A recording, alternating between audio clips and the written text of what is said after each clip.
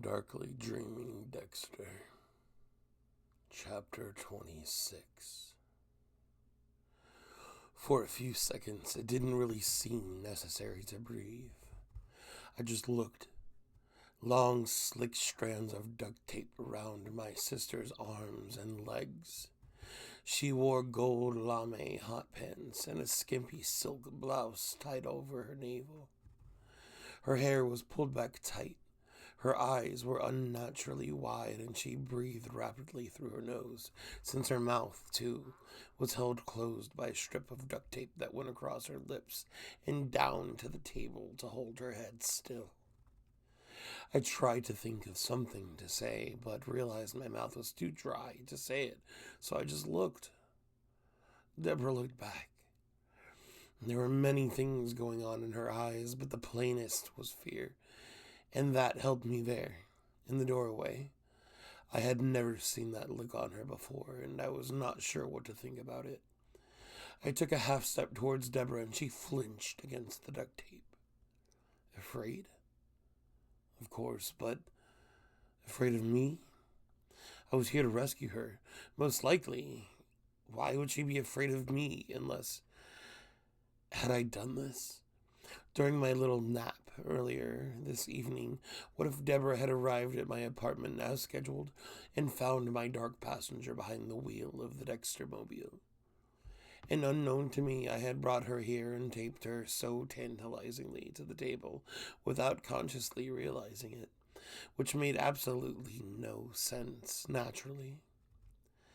Had I raced home and left myself the Barbie doll, then gone upstairs and flopped to the bed and woke up as me again, like I was running some kind of homicidal relay race? Impossible. But how else had I known to come here? I shook my head. There was no way I could have picked this cold box out of all the places in Miami, unless I knew where it was. And I did.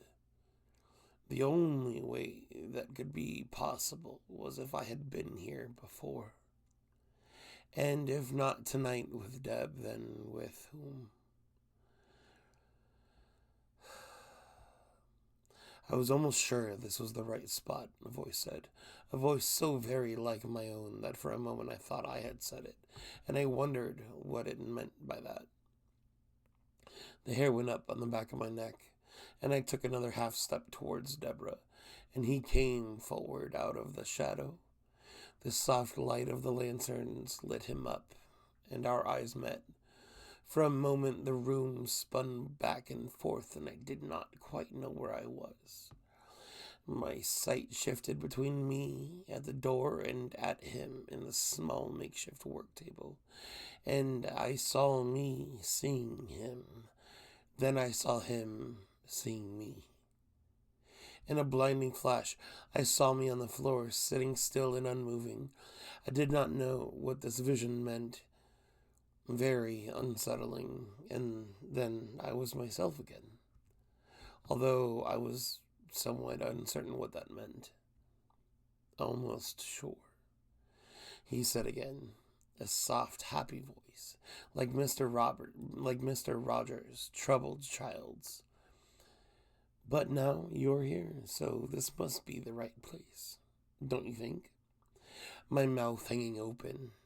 I am quite sure I was almost drooling. I just stared. It was him. There was no question about it. He was the man in the pictures we had found on the webcam. The man both Deb and I had thought very might well be me. This close, I could see that he was not, in fact, me. Not quite. And I felt a small wave of gratitude at that realization. Hooray, I was someone else. I was not completely crazy, yet. Seriously antisocial, of course, and somewhat sporadically homicidal. Nothing wrong with that, but not crazy. There was nobody else, and he was not me. 3 cheers for Dexter's brain. He was very much like me. Perhaps an inch or two taller, thicker through the shoulders and chest, as though he had been doing a great deal of heavyweight lifting. That, combined with the paleness of his face, made me think that he might have been in prison recently. Behind the parlor, though his look was very similar to mine, the same nose and cheekbones, the same look in the eyes that said if the lights were off but nobody was home. Even his arm hair had the same awkward wave to it. He did not really have to look like me, but very similar. Yes, he said, it is a little bit of a shock the first time, isn't it? Just a little, I said. Who are you, and why is this all so... I left it unfinished, because I did not know what all this was. He made a face, a very Dexter disappointed face. Oh dear, and I was so sure you had figured it out. I shook my head. I don't even know how I got here, I said. He smiled softly. Somebody else driving tonight? As the hair stood up on the back of my neck, he chuckled, just a little voice. A mechanical sound that was not worth mentioning, except that the lizard voice from the underside of my brain matched it note for note. And isn't even a full moon, is it? But not actually an empty moon. I said hardly, with great wit, but some kind of attempt, which, under the circumstances, seemed significant. And I realized that I was half drunk with the realization that here, at last, was someone who knew. He was not making idle remarks that coincidentally stabbed into my own personal bullseye. It was his bullseye, too. He knew.